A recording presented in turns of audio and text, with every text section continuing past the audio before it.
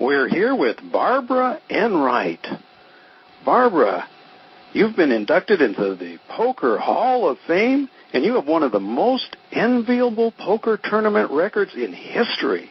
What's the first thing you do when you first take a seat in a tournament?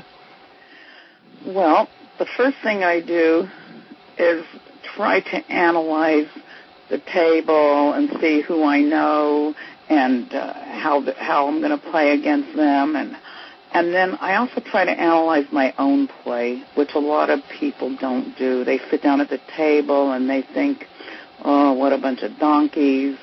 And everybody else might be thinking the same thing about them, that they're the donkey.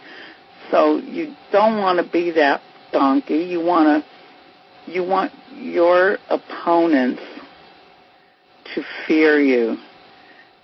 And to do that, you can't let them run over you. You have to run over them. So what I try to do is I try to win the first hand I play so I have chips to manipulate the rest of the table.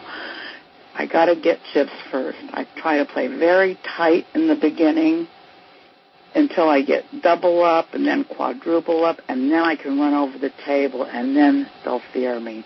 So you're saying that it's very important once you've gathered chips, and you always try to do that in the beginning. It may take some time, so you need some patience. But once you've done that, you use these chips to intimidate your opponents. Exactly. I use my chips as a hammer and my opponents as nails. I like that. That's very good.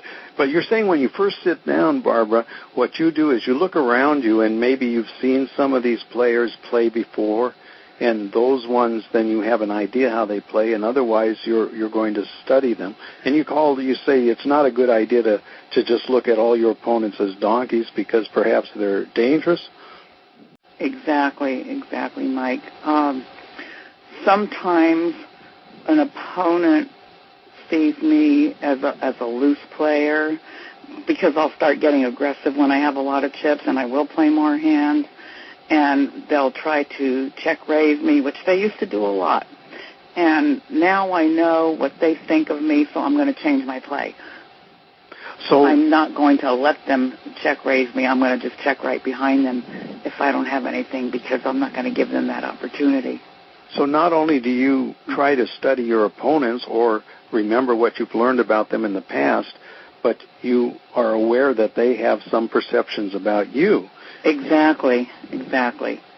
And the ones that, sometimes I can tell by just the remarks they make at the table, like they'll check to me, and I'll check, oh, you didn't bet that?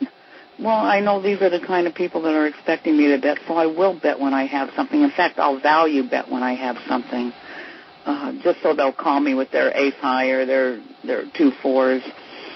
If they're expecting me to bet, if they think I'm a loose player that'll bet anything. So this is all part of setting your stage, which has been so successful for you, for your future plays in the tournament then.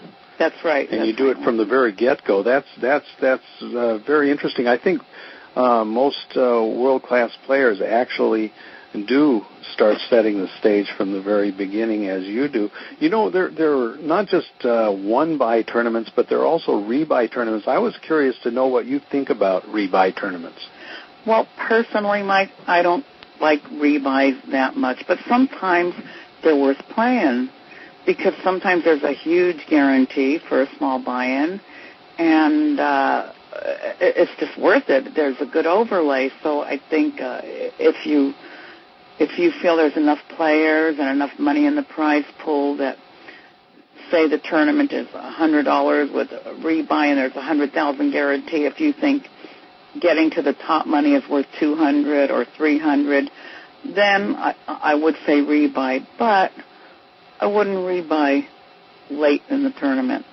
I would do my rebuy as soon as I sit down.